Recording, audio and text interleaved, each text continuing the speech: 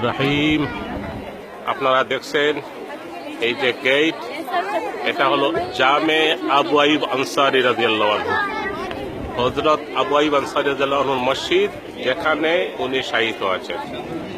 শত শত বছরের স্মৃতি নিয়ে এই মসজিদটি আজও জীবিত। এই মসজিদের ইতিহাস হযরত আবু আইয়ুব আনসারী রাদিয়াল্লাহু আনহুকে নিয়ে। এখন যে স্থানে আছি, ইস্তাম্বুল শহরের পাশেই সমস্ত এলাকাটির নাম হলো আবু আইয়ুব আনসারী রাদিয়াল্লাহু আনহু। বিশাল এলাকা জুড়ে এই মসজিদ।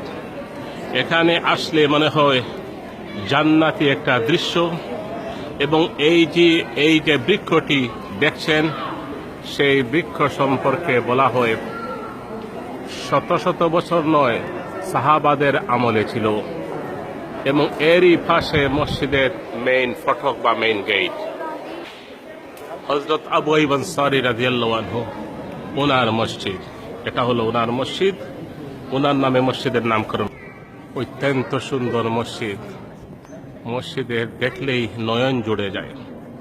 আলহামদুলিল্লাহ, আজকে 14 জুলাই জুমার নামাজ আল্লাহ রাব্বুল ইজ্জতের মেহেরবানিতে এই জায়গাতে পড়ার সুযোগ হয়েছে। আল্লাহ তাআলা তৌফিক দিয়েছেন। কয়েক হাজার মানুষ সমবেত হয়েছিল। হযরত আবু আইয়ুব আনসারী রাদিয়াল্লাহু আনহু রওজা শরীফ। আপনি আপনাদেরকে যে জায়গাটি দেখছেন, এই হলো আবু আইয়ুব আনসারী রাদিয়াল্লাহু আনহু। আল্লাহ রাসূল যার মেহমান হয়েছিলেন, আল্লাহ রাসূল যার মেহমান হয়েছিল, সে আবু আইয়ুব আনসারী রাদিয়াল্লাহু আনহু রওজা শরীফ দেখছেন। আবু আইয়ুব আনসারী রাদিয়াল্লাহু আনহু রওজা শরীফ আপনারা দেখেন। আজকে প্রচন্ড ভিড়, তারপরে আমি দেখাবার চেষ্টা করতেছি। হযরত আবু আইয়ুব আনসারী রাদিয়াল্লাহু আনহু, এই হলো ওনার মাজার শরীফ। এখানে উনি শায়িত আছেন। আল্লামা ইকবাল বলেছিলেন, ইয়ে তপতে হুয়ে জমি পর শর্মিন্দা সিতারা, খুদা রহমত কুনত ই আশিকানে পাকিনত। খুবই সুন্দর স্থান, খুবই সুন্দর ডেকোরেশন এবং মোজাইক করে স্থানটিকে রাখা হয়েছে। এবং চতুর্দিকে সুন্দর সুন্দর আল্লাহর কালাম এবং হাদিস থেকে কোটেশন নিয়ে এখানে রাখা হয়েছে। আপনারা ক্যালিগ্রাফি দেখছেন, দাউ লা তাতাফা ইনহা মা'মুরাতুন ফাবিবারকাতিল্লাহি আলা বাবি আইয়ুব। এবং আরেকটি হাদিস আছে, ক্বালা রাসূলুল্লাহ সাল্লাল্লাহু আলাইহি ওয়াসাল্লাম, আলা উআল্লিমুকা ইয়া আবা আইয়ুব কালিমাতান কানজুম মিন কানজিল জান্নাহ আকসিরু কওলা লা ইলাহা ইল্লাল্লাহ। হে আবু আইয়ুব, তোমাকে কি একটি কলিমা শিক্ষা দিব, বরকতময় কলিমা, যেটা বেহেশতের খাজানার মধ্যে একটি খাজানা। বললেন, লা হাওলা ওয়ালা কুওয়াতা ইল্লা বিল্লাহ। আল্লাহ রাসূল যার মেহমান হয়েছিলেন, সে আবু আইয়ুব আনসারী রাদিয়াল্লাহু আনহু 80 বছর বয়সে এই কনস্টান্টিনোপল অথবা ইস্তাম্বুলকে বিজয় করার জন্য ইয়াজিদের নেতৃত্বে জিহাদে এসে এর পাশেই শহীদ হয়েছিলেন। এবং ওনার ওসিয়ত মোতাবেক এই জায়গায় দাফন করা হয়েছিল।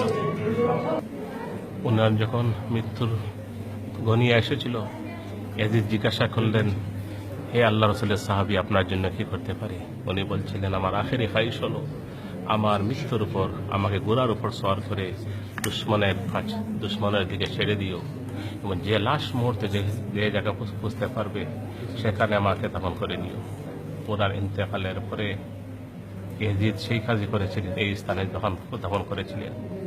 1452-তে যখন সুলতান মোহাম্মদ ফাতেহ যুদ্ধে জয়লাভ করলেন, তখন এক বুজুর্গের স্বপ্নে দেখলেন আবু আইয়ুব আনসারীর রওজা শরীফ, এবং সেই রওজাকে চিহ্নিত করে এখানে বানানো হয়েছে সুন্দর সুবিশাল মসজিদ এবং বেহেশতের দৃশ্য।